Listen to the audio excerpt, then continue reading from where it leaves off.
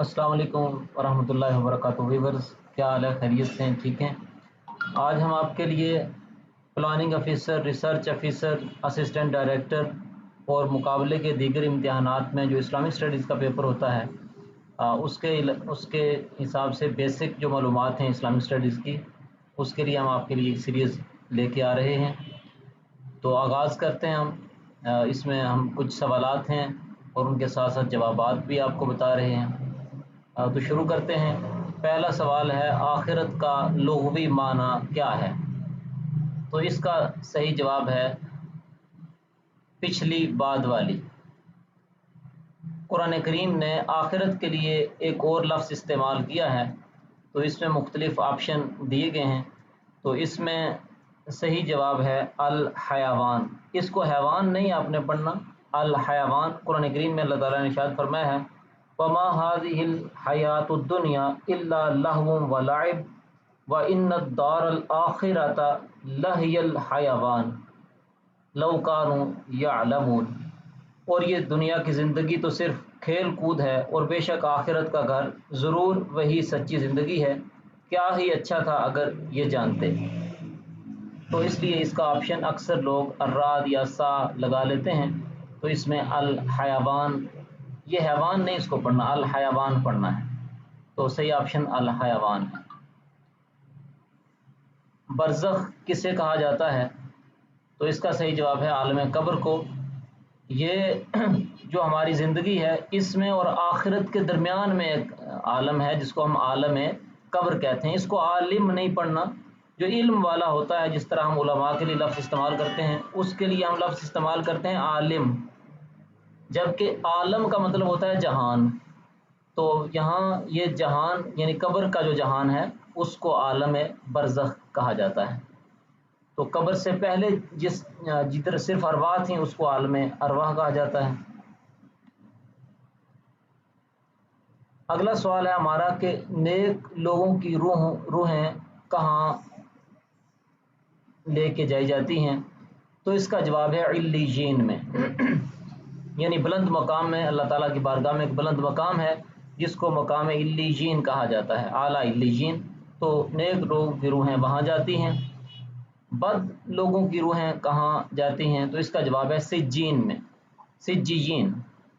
तो ये एक मकाम है जो इंतहाई नीचे है, इंतहाई पस्ती का मकाम है, जिसको सिज्जीन कहा जाता है। आगे सवाल है कि सूर कब फूंका जाएगा? सूर एक आला होगा जो हज़रत इसराफील अलैहिस्सलाम को अल्लाह ताला की तरफ से अता होगा और उसमें उनको फूंकने के लिए कहा जाएगा। तो ये जब क़यामत कायम होगी तो सूर फूंका जाएगा। हौज़ कौसर कहाँ वाक़े होगा? तो इसका जवाब है कि मैदान महशर में। पुल सिरात कहाँ वाक़े होगा? तो मैदान हशर में। मैदान हशर भी कह सकते हैं, मैदान महशर भी कह सकते हैं।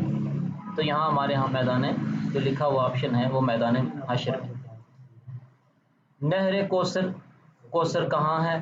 तो इसका जवाब है जन्नत में। जो लोग न जन्नत के मुस्तहिक हो सकते हैं और ना ही जहन्नम के, उनके ठिकाने का नाम क्या है? तो इसका जवाब है मकाम आराफ। यानी जो लोग ना जन्नत में जाएंगे ना जहन्नम में, तो जहन्नम से निकाल के फिर जन्नत के इंतज़ार में जब होंगे तो मकाम आराफ पे होंगे। ये सवाल अक्सर पूछ लिया जाता है, जन्नतियों को सबसे बड़ी नेमत क्या दी जाएगी? तो अक्सर लोगों के जहनों में हूरें और बागात और ये चीज़ें होती हैं, लेकिन जन्नत में सबसे बड़ी नेमत दीदार इलाही होगी। अल्लाह तबारक व तआला का दीदार नसीब होगा। सहाबा किराम ने हुज़ूर नबी रहमत सल्लल्लाहु अलैहि वसल्लम से पूछा कि या रसूलुल्लाह सल्लल्लाहु अलैहि वसल्लम, क्या हम कभी अपने रब को देख भी सकेंगे? तो रसूलुल्लाह सल्लल्लाहु अलैहि वसल्लम ने इरशाद फरमाया, हाँ, जन्नत में तुम अपने रब को अयान देखोगे। तो अगला सवाल है हमारा कि सूर कितनी दफ़ा फूंका जाएगा? तो 2 दफ़ा फूंका जाएगा, एक दफ़ा क़यामत के लिए और दूसरी दफ़ा दोबारा उठाए जाने के लिए। अगला सवाल है हमारा कि पहली दफ़ा सूर फूंके जाने पर तमाम ज़ीरो मर जाएंगे, दूसरी दफ़ा सूर फूंकने पर क्या होगा? तो इसका जवाब है कि दोबारा सारी मखलूक ज़िंदा हो जाएगी, सब दोबारा जी उठेंगे। अगला हमारा सवाल है शहादत का लुग़वी माना क्या है? तो इसका जवाब है गवाही दे। नमाज कौन सी इबादत है? تو اس کا جواب ہے بدنی عبادت ہے۔ صلات کا لغوی معنی کیا ہے؟ تو اس کا جواب ہے رحمت اور دعا۔